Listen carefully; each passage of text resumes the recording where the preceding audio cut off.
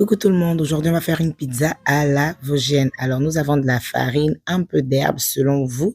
Nous avons de la levure boulangère, très important de préciser, de l'huile, du sel. Donc là je mélange mes herbes aussi. Dans le petit gobelet j'ai mis un peu de garlic powder, donc de l'ail en poudre. Là tu as de l'eau tiède, oui, de l'eau tiède ma fille, doucement. De l'eau tiède anyway que tu as mis à côté. Donc là je malaxe bien la farine là avec les herbes à l'intérieur et tout. Je mets de l'huile, très important. Donc, tu mixes, tu mixes, tu mixes, tu mixes, tu mixes. Tu ne fais que mixer. Ce que tu fais là seulement, tu mixes, mon cher. Quand tu es dans un mixage et tout, tu te muscles en même temps un peu les bras. Donc là, il y a de l'eau tiède. J'ai mis de la levure à l'intérieur. Tu tournes, tournes, tournes. Bon, je ne peux pas vous donner exactement les quantités. Vous-même, vous savez que nous, les Africains, là, mon cher, on va à l'inspiration. Donc, le temps que c'est resté un peu dans l'eau tiède, je mélange maintenant dans ma farine. Tu utilises tes 10 doigts que Dieu t'a donné et tu commences à malaxer cette pâte. Tu me la malaxes, c'est-à-dire tu malaxes. En tout cas, tu vas sentir ça passer sur tes bras. Surtout si tu es mince comme moi là. Même si tu es comment, tu vas sentir ça passer. Donc, tu mixes en fait. Malaxe bien la pâte. Ne fais pas ta propre et tout. Tu malaxes comme tu vois là. Parce que tu as besoin que tous les ingrédients se mélangent. La levure boulangère, elle est assez graineuse, si je peux dire ça comme ça. Donc, tu veux que ça se mélange bien, oui. Pour que ça arrive à ce niveau-là, faut pas suivre, hein, parce que la vidéo a été éditée vite, vite. Mélange, maman. Mhm.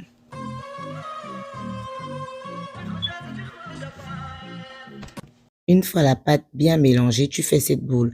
Alors, tu vas frotter de l'huile en dessus parce que tu ne veux pas que le dessus de la pâte soit, du moins les alentours de la pâte soient durs.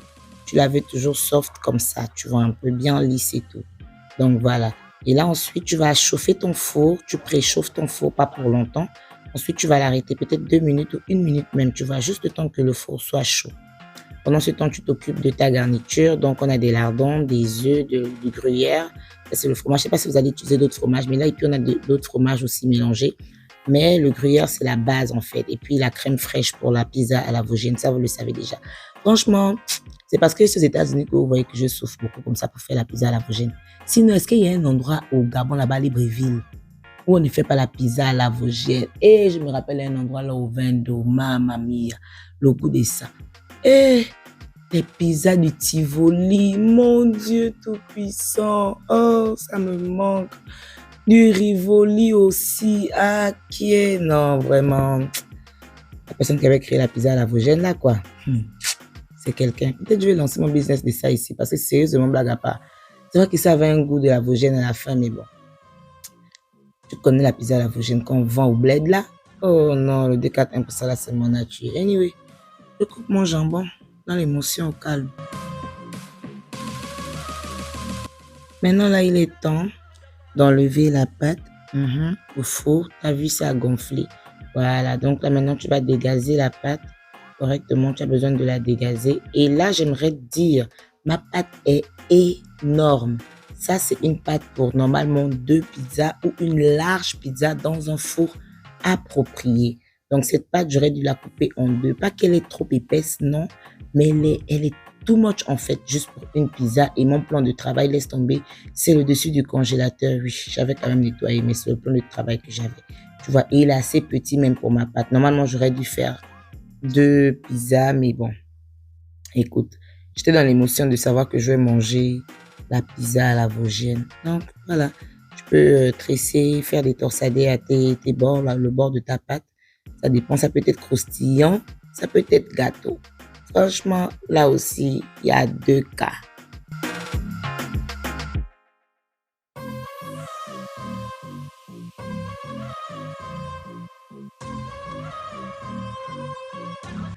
Donc voilà, ensuite, là maintenant, tu vas mettre du beurre avec un pinceau. Tu frottes le beurre dessus et tu commences à garnir ta pizza. Donc du coup, je mets un paquet de lardons. Et puis ces bails-là, ça coûte tellement cher ici. Je comprends pas. Ça coûte cher ces affaires de lardons là. Oh non, dans la blague comme ça coûte cher. Anyway, donc du coup, tu mets ça, tu mets... les gens, ils garnissent un peu leur pizza à la Vosgienne comme ils veulent, mais moi, je dirais que la base même de la pizza à la Vosgienne, ce sont les lardons, les œufs, hein, clairement. Hein. Un peu de jambon pour moi, pour ma gourmandise. Je pense qu'il y en a aussi qui mettent quand même, mais la base même, c'est crème fraîche, œufs, lardons, quoi. Voilà, donc là, j'ajoute encore une deuxième couche de lardons parce que bon, la gourmandise et tout, tu connais, hein. Puis l'émotion surtout, c'est l'émotion. J'avais encore ajouté un troisième. Oh non, c'est toujours un deuxième. Ok. Quand même, j'avais dit que ma fille peut être gourmande jusqu'à ce point. Anyway.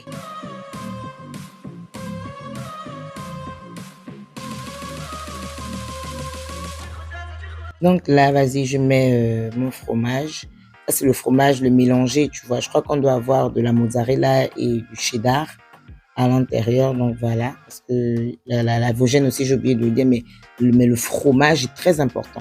Le fromage joue un rôle un peu comme dans presque toutes les pizzas, mais dans la pizza à la Vosgienne, franchement, tu as besoin de le ressentir, ton fromage, tu vois. Ensuite, là maintenant, le gruyère aussi, ce qui donne ce goût particulier au fromage, au goût du fromage dans la Vosgienne. Déjà que c'est assez fort comparé aux autres. Donc voilà, on va mettre ça au top. Ça va pas forcément être celui qui va dégouliner, mais c'est celui qui va donner ce goût assez particulier, tu vois. Là, tu as ta crème fraîche.